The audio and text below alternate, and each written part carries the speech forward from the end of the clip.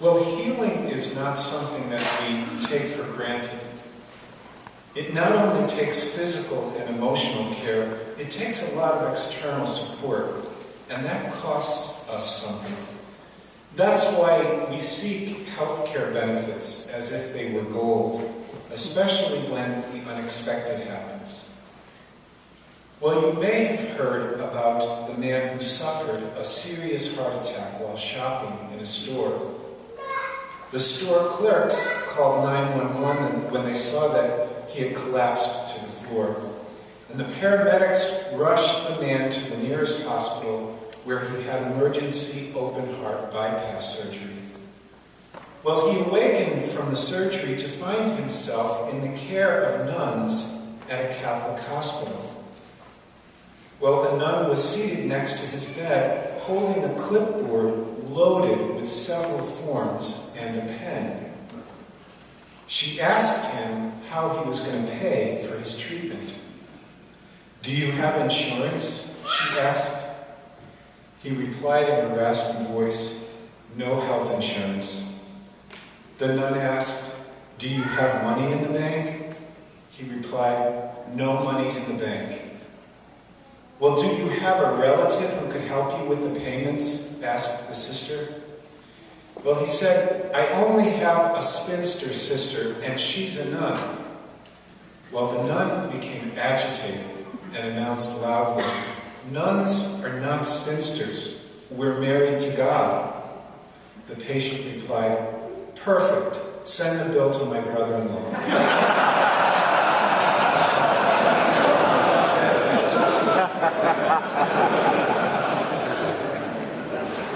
Thank you, Sister Eileen, for putting up with that.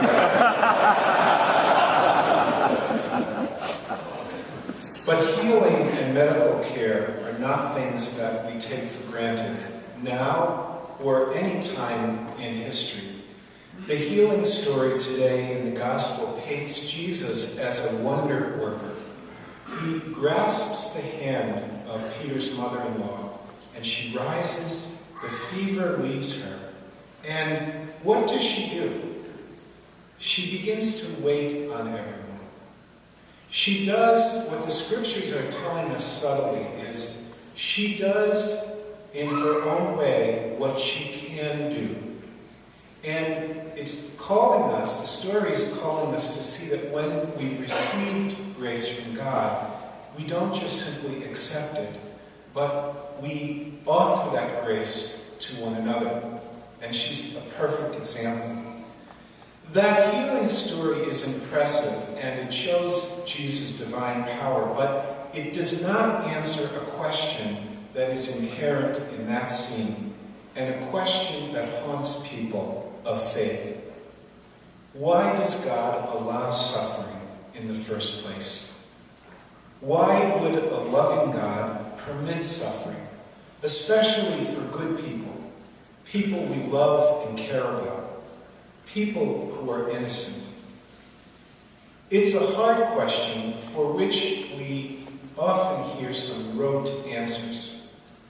Now, I know we do a lot of things by rote, and one of them is in church when we hear a reading and the reader says, "The word of the Lord," by rote we now say, "Thanks be to God."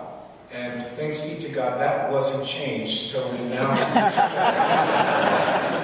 But we began the liturgy of the Word today with a very depressing passage. I don't know if you were listening, but Job did it perfectly.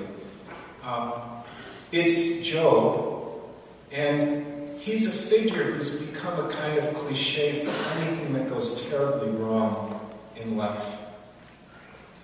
We sometimes say, we're like Job, and we know what that means. We're a mess. We can't get our life together. So we hear today Job, and he says, "I have been assigned only misery." And then he goes on to say, "I shall never see happiness again." Now, doesn't it seem odd that at the end of that reading, we all said, "Thanks be to God"? But we so naturally respond to God's word. our rote response is part of what we do when we hear about suffering. We can't make heads or tails of it, so we answer with what is typical. We all suffer, but the reality is, in the scriptures, Job had more than his share of tragedy and suffering. And when tragedy and suffering afflict people, our response sometimes, at least some of us, say, what did I do that God is punishing me like this? What did I do to deserve this? I mean, it's a normal response. And you know, that response ties us to all people throughout salvation history. Even people before the one God was part of our religious belief, even people then did it. And they did it in interesting ways. You know, they would have said the gods are punishing us. And they would have lighted a fire and maybe had a human sacrifice just to get the gods off their back. But in our day and age, people seem to offer some pious platitudes when they hear about overwhelming grief. You've probably heard this. People will say, every cloud has a silver lining, right? And they smile. Or they say, God never gives us more than we can bear. Those kinds of sentiments, frankly, are not helpful. They're not even theologically correct. God doesn't give us suffering. And let's face it, some clouds are always going to be gray and never silver. So the Bible presents us with this tragic figure of Job, this loser, as we would call him in our day and age. He had a prosperous life, a wonderful family, and he loses everything. His children, his servants, his possessions. To make things worse, he develops this terrible, horrible skin disease. And he winds up in the scriptures sitting on a dung heap. Sorrow has weighed down his soul. Who can say that their life is worse than Job?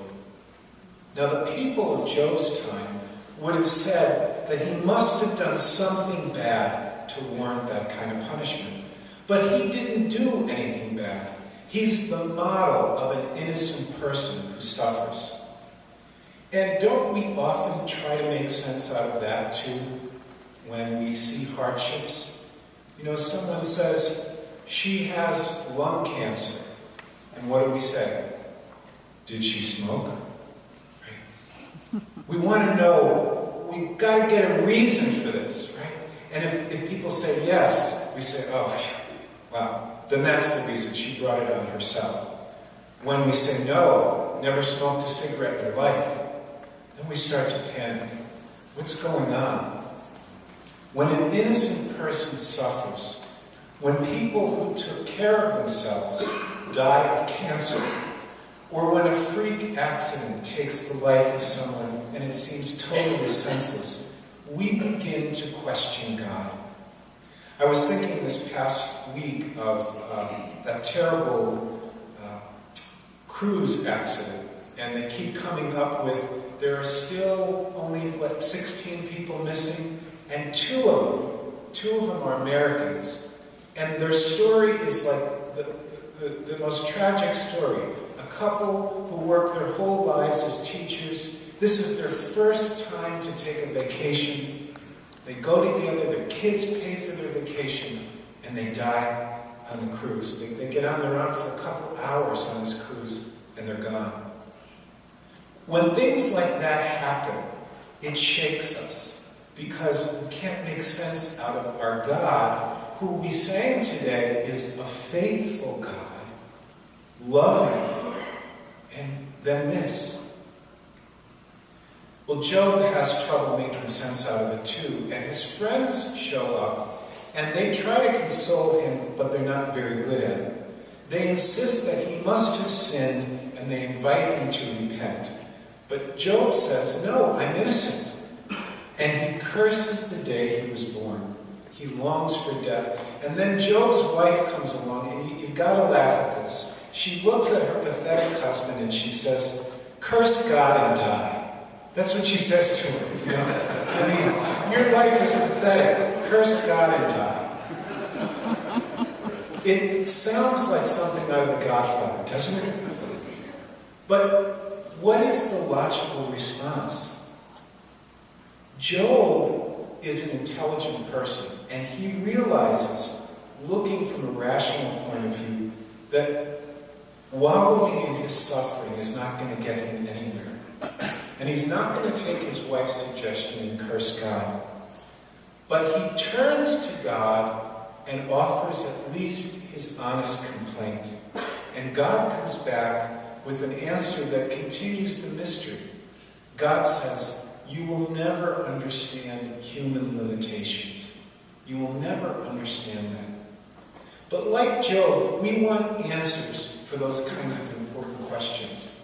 And no answer is given. So if you're expecting at the end of this homily to have the answer, you're going to be waiting a long time.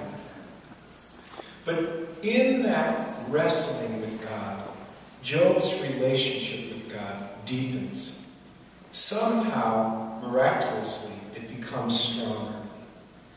There's a saying that has been used often, and I received it on a card not too long ago, and it made sense to me. The saying goes, I'm not sure where it comes from. My barns having burned to the ground, I can now see the sun. Did you ever hear that saying? My barns having burned to the ground, I can now see the sun. What I never saw before, I now see because of suffering.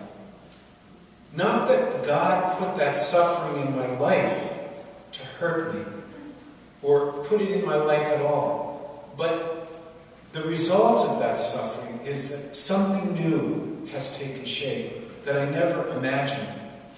That's the only way we can figure out suffering and move on as Job did.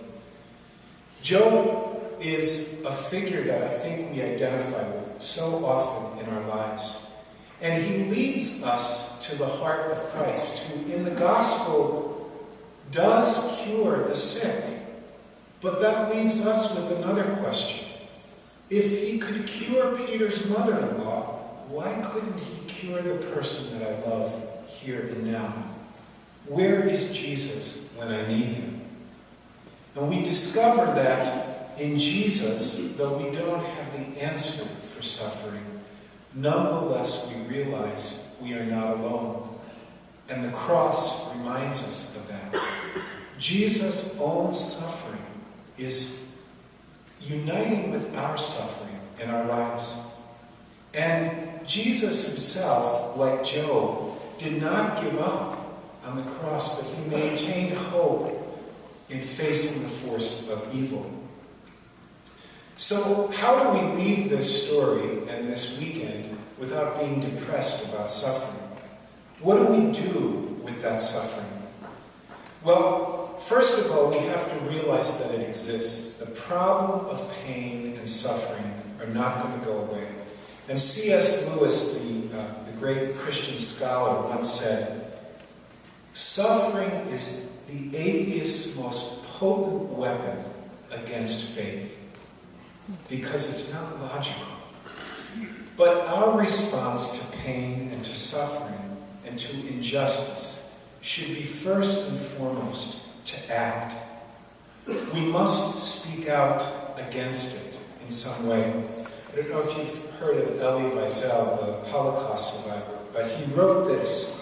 He said, first, if we can, we must speak out against suffering. We must try to do something to alleviate it. Not just the pain of those we love, but everyone's pain. Everyone's pain. And he goes on to say, I swore never to be silent whenever or wherever human beings endured suffering or humiliation. He said this, we must always take sides. Neutrality helps the oppressor, not the victim. Silence encourages the tormentor, and never the tormented. So we speak out against suffering by our lives of hope. by the courage that we have to live as hopeful people. And when people say to us, how can you be so hopeful? How can you be alive and happy in the midst of what you're going through? That is our way of speaking out against suffering. Today, as we leave retreat, and as we try to call the best part of our faith, we need to remember that evil will always impact our lives.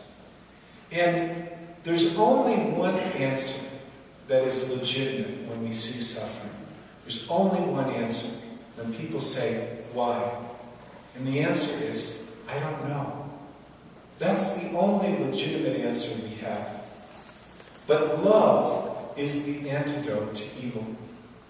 And though our hearts will always long for an answer, we will rest in knowing the one truth of our faith, that we're never alone in the struggle. The God of peace walks with us and brings us the courage